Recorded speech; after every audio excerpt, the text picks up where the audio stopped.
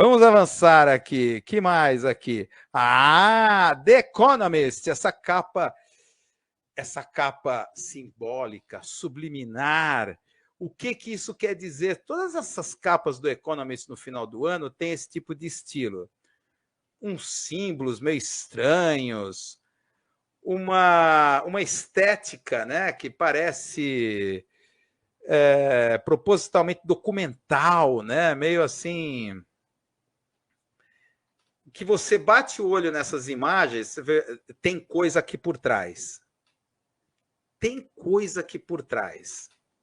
Deve ter algum simbolismo maçônico, alguma coisa assim assustadora, tá? Aí você vai pensar nessas coisas? Não, peraí, isso é teoria conspiratória, vamos pensar que eu sou de extrema direita, imaginar essas coisas, tá? Lembrei, a Jennifer Castro, o nome da passageira lá que se recusou a... Temos que dar o nome dela, Jennifer Castro, né? Tá aqui, vamos rapidamente aqui, vamos ver aqui algumas coisas aqui nesse The Economist. Economist fica pensando, quem é que está por trás? Quem é que mantém essa revista? BlackRock, Vanguard, JP Morgan. É o que sustenta essa revista The Economist, que é a Bíblia neoliberal.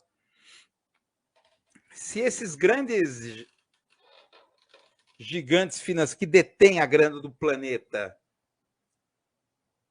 mantêm essa revista que produz uma capa dessa, será que essa capa está querendo passar alguma agenda política secreta? Já antevendo, profetizando o que já vai acontecer, o que eles vão fazer para o próximo século, para o próximo ano? Vamos ver. Aqui tem as coisas mais óbvias, fazendo uma análise aqui dessa. Claro, Donald Trump, Vladimir Putin, Xi Jinping, a presidenta lá da União Europeia está lá, domina a composição, peso político global desses caras.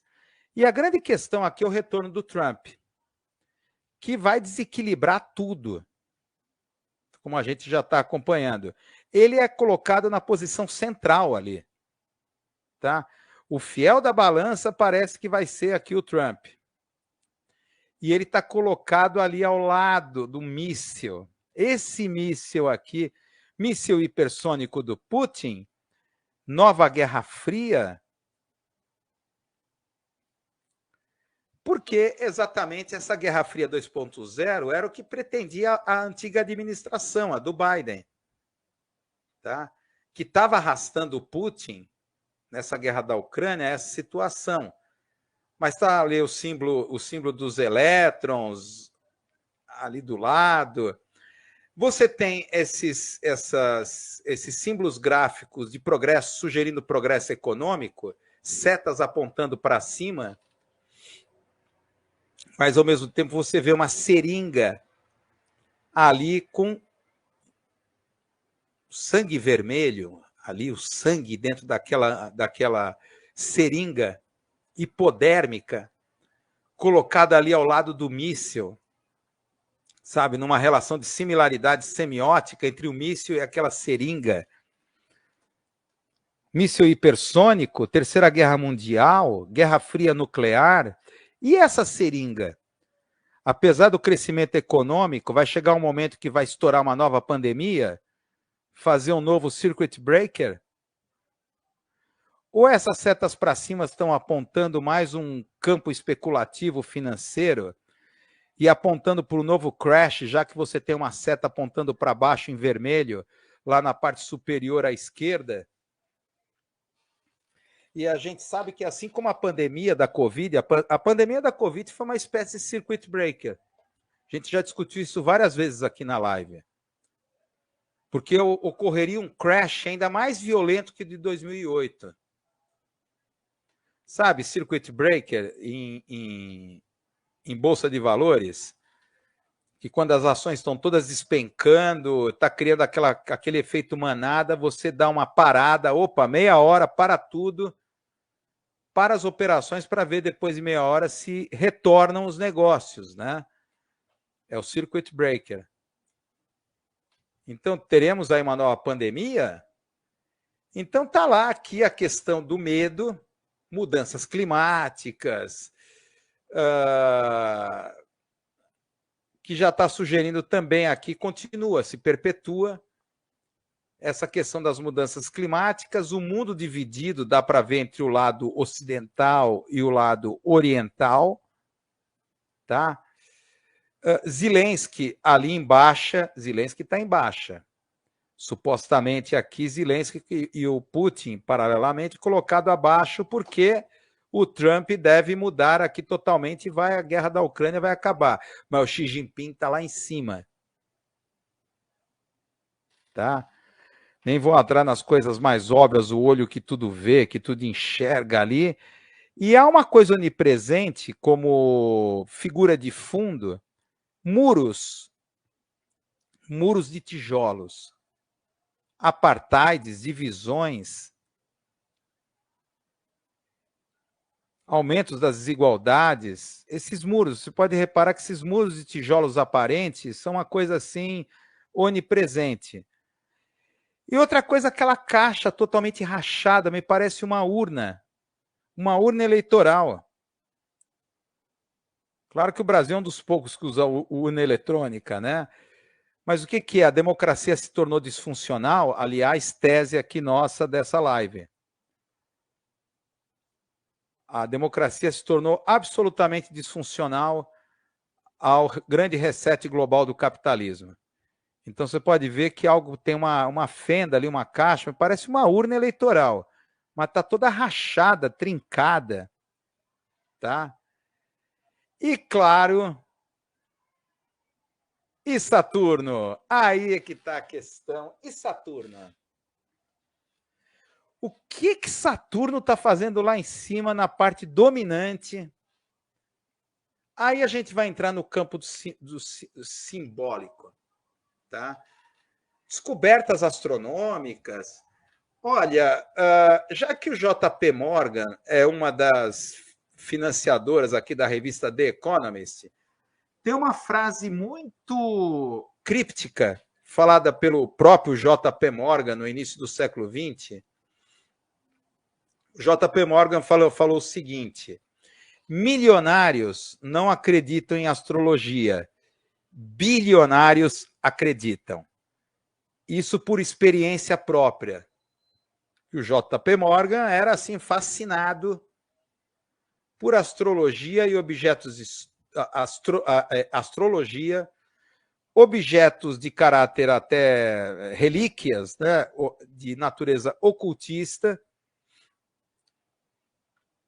Se não me engano, no começo do século XX, estava financiando pesquisas arqueológicas, né, escavações ali nas grandes pirâmides, ali no Vale dos Reis, Gizé, tal.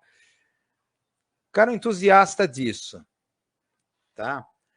A questão é que na astrologia, aquela coisa assim, o mundo será dominado então por Saturno, em termos astrológicos, Saturno no topo, o ano regido por Saturno. A gente sabe que na astrologia, o Saturno está associado a transformações profundas, aprendizado coletivo, mas também ele está associado à questão de disciplina, poder, controle, por sua figura sombria, imponente, tá?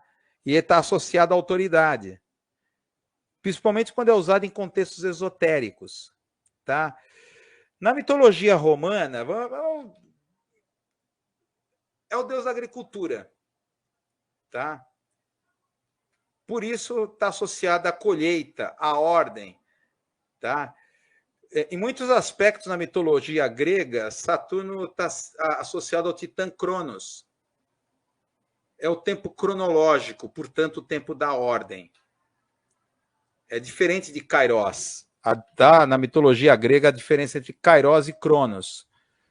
Cronos é o tempo cronológico, o tempo quantitativo, vamos dizer assim. Tá? Enquanto Kairos é o tempo qualitativo, é o tempo oportuno. Que é o tempo do insight, não é o tempo da ordem. Tá? Isso entre os romanos, Saturno tinha a ver com a agricultura. Colheita, no sentido da colheita. Só que tinha a ver com a Saturnália também. Isso é que a coisa começa a ficar mais interessante. As Saturnálias ficaram famosas essas na história, né? Principalmente ali os rituais antigos da Saturnália. Eram festivais, os festivais romanos da Saturnália, tá? E honra a Saturno, onde se celebrava daí essa ligação com a agricultura, a colheita, que celebrava a abundância e a libertação temporária das restrições sociais. Era assim como o carnaval, festas de inversão. Então, de repente, escravos trocavam seus papéis com os dos senhores. Então, refletindo essa coisa da natureza cíclica do poder. Tá? A Saturnália. É claro que aqui, olha, é um ritual. Olha, Saturno é uma coisa obscura, tá? Como simbolismo. Mas a gente sabe que essa coisa da Saturnália, ao mesmo tempo que você tem essa coisa da celebração da abundância, das coisas das inversões e tal, tem também a coisa da liberação. Algo tem que ser liberado, algum tipo de força tem que ser liberada. Que é essa coisa dos festivais da Saturnália. Aí você vê, eu faço essa ligação com esse episódio da inauguração do túnel. Isso foi, olha, um túnel que foi inaugurado lá de uma grande obra, foi transmitido ao vivo. Isso em 1º de junho de 2016, a BBC transmitiu ao vivo para toda a Europa a inauguração do Gotthard Base Tunnel. Tá? Foi uma cerimônia muito louca, uma cerimônia bizarra, que muitos que assistiram pela televisão, isso é um ritual ocultista bizarro, satânico. O que é isso? É uma manifestação pós-cristã da nova ordem mundial, celebração Illuminati, era o que eu mais ouvia, celebração Illuminati. Esteticamente parecia o Teatro da Crueldade do Artaud. Tá? Ou performance daquele grupo catalão, não sei se alguém já ouviu falar, La Fura Deus Baus. Tá? Mas havia Satanás, demônios, bacanais, orgias. Alguma coisa nesse túnel estava sendo liberada do corpo da montanha.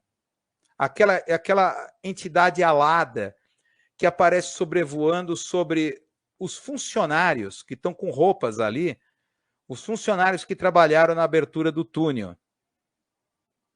Tá? Isso aqui é mais uma evidência da ligação da elite. A elite toda europeia estava lá, nos tempos da Angela Merkel. Quem mais estava lá?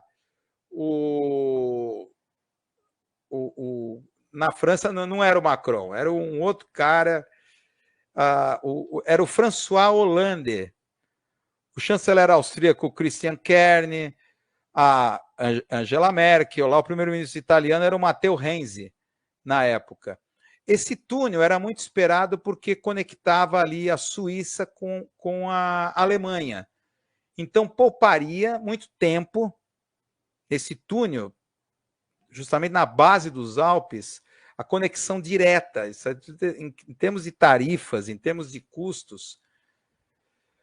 Só que todo cerimonial foi baseado num cantão, numa lenda dos cantões da Suíça. Que essa lenda é o seguinte, me permitam aqui narrar um pouquinho essa lenda. Diz que os moradores, é uma lenda antiga lá dos cantões suíços, né? Que os moradores pediram ajuda ao diabo em pessoa para construir uma ponte, para as pessoas poderem atravessar um perigoso despenhadeiro ali, naquele país que a gente sabe que é muito montanhoso. Então, pontes ali são necessárias. Aí o diabo concordou, eu ajudo, mas só que em troca eu quero a primeira alma da pessoa que atravessar essa ponte. Típica barganha diabólica. Eu vou querer a primeira alma da pessoa que atravessar essa ponte. Dito e feito, a ponte foi pronta, chegou a hora de honrar o compromisso. Só que os aldeões enganaram o diabo. No lugar do homem, enviaram uma cabra para passar pela ponte. Puto da vida, o que o diabo fez? Ele se dirigia a uma pedra enorme que ele pretendia pegar para jogar para destruir aquela ponte. Só que antes disso, sabendo da reação que o diabo teria ao ver o acordo ser espertamente não ser cumprido, ela colocou uma marca da cruz sobre a rocha, o que impediu que o diabo pegasse a pedra, porque a marca da cruz estava lá sobre aquela rocha enorme com a qual o diabo iria destruir. Mais puto ainda, vendo a impossibilidade de punir a ruptura do contrato, que fez o diabo descer para o interior da montanha. Muito nervoso, sei lá, foi esfriar a cabeça, ele desceu para o interior da montanha e lá ficou. E lá esse túnel liberou o diabo, que aparece nessa representação teatral, essa performance e tal, muito estranha, muito louca, que faz referência às coisas saturnálias. É um festival da Saturnália que foi transmitido ao vivo pela BBC, 1º de junho de 2016, na inauguração desse túnel. Tá? E a gente sabe essa referência,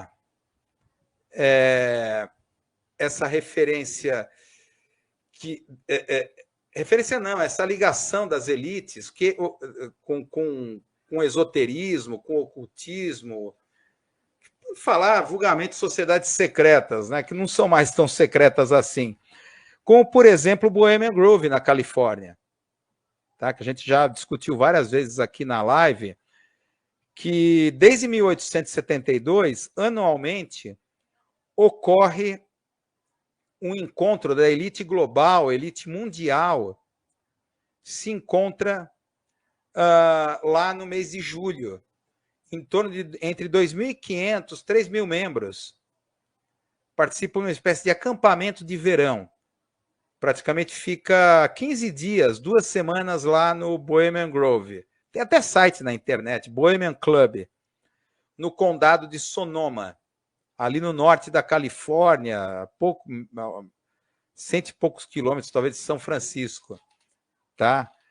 O ponto alto é aquele estranho ritual conhecido como Cremation of Care, em que realizado aos pés uma estátua de coruja de 12 metros de altura, com sacerdotes, com toda uma liturgia ocultista que é observado pelos participantes. Então é aquela coisa, a gente fica pensando, que esse pessoal com muita grana, muito dinheiro, poder, o que faz essas pessoas irem para lá? Vai ficar observando um ritual que por muito tempo era o Walter Cronkite, que era conhecido da televisão norte-americana, que narrava esse cerimonial, em que supostamente é colocado numa pira funerária aos pés dessa coruja, é incendiado um corpo. Na verdade, é um manequim. Tá? É um manequim que é de uma criança. A sugestão é que é queimado o corpo de uma criança. Isso é um ritual babilônico, divindade Moloch. Que essa gente com grana, dinheiro, tá fazendo metido num negócio desse, observando lá, olhando sacerdotes com trajes, robes pretos e negros, fazendo um ritual. Isso alega que é brincadeira, é tudo diversão, tal. Eles ficam lá, como o Michael Jackson falava, eu fico com criança o quê? Tomando leite, tô comendo biscoito e brincando assim de bater palminha, assim. É uma coisa, olha, então veja essa coisa da Saturnália, essa coisa do símbolo de Saturno. Eu fiquei com assim, as antenas ligadas, né?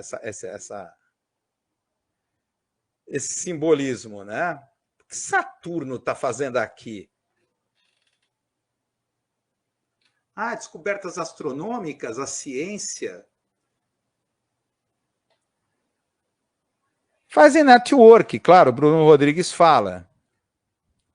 Mas veja bem, network, network são trainees, esses que precisam mais. Esses caras já se conhecem de longa data. Bohemian Grove não é um lugar de network. Quer dizer, é passado ali uma questão que estão discutindo geopolítica. Inclusive, há uma programação na internet e vocês pegam a programação dos ciclos de debates que tem dentro do Bohemian Grove. Que, aliás, sempre lá as autoridades chegam, a elite chega, estão lá grupos anti-globalização na porta, protestando, desde o aeroporto, um pequeno aeroporto lá que descem, protestam lá, faz parte do negócio, eles não estão nem aí. E não pode entrar nada, ninguém entra lá, filmadoras, câmeras, ninguém pode entrar. Apenas são liberadas imagens ou vídeos autorizados do que ocorre lá dentro. Foi apenas parece que um jornalista, aquele que virou cara de extrema direita, qual é mesmo o nome da texano, esqueci o nome dele, que virou um extremista trumpista tal. Ele no ano 2000 conseguiu entrar lá com uma microcâmera digital e conseguiu, esqueci o nome do cara, alguém vai me lembrar aqui na live, que tem um podcasts, sites lá de trampista, de extrema direita, com essas teorias conspiratórias, tipo Pizzagate. Não é o Tuckerson. Ele é um texano, putz, esqueci o nome dele. O Alex Jones, muito obrigado, Smoke. Alex Jones, tá? Ele era um dos críticos da questão da elite da globalização, tal, mas ele acabou se enveredando por essas caricaturas e teorias conspiratórias. Ele foi o único jornalista que conseguiu entrar secretamente. Ele tem até um vídeo, né, um documentário sobre o Bohemian Grove, explicando como ele conseguiu se infiltrar. Que o sotaque texano dele parece que ajudou, né? Porque, olha, eu sou os Bill Hilleys, que era a turma que eles têm as confrarias, né?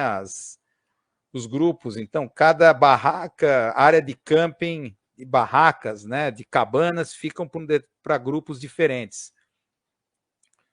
Eu sou dos Bill Hilleys. O sotaque texano dele ajudou. Mas é claro que explica tudo. Ele teve que entrar pelo Rio, ele e o assistente pelo Rio, para depois entrar por um campo. Nossa, um negócio assim maluco. Mas enfim, é isso. Já nos demoramos demais aqui nesse assunto. Então tá aqui. E agora vamos para onde? Tá aqui as imagens das imagens aqui dessa inauguração, que foi bizarro. Foi bizarro esse vídeo, essa transmissão dessa inauguração desse túnel, né, na base dos Alpes, né? Foi um primor, assim, liberar o demônio. Aí vem a coisa da ordem satânica global. Mas o que não tem conspiração mesmo é isso daqui, ó. Ajudar aqui a apoiar a nossa live Cine Gnose. Aqui não tem conspiração, é tudo transparente, tá? Apoia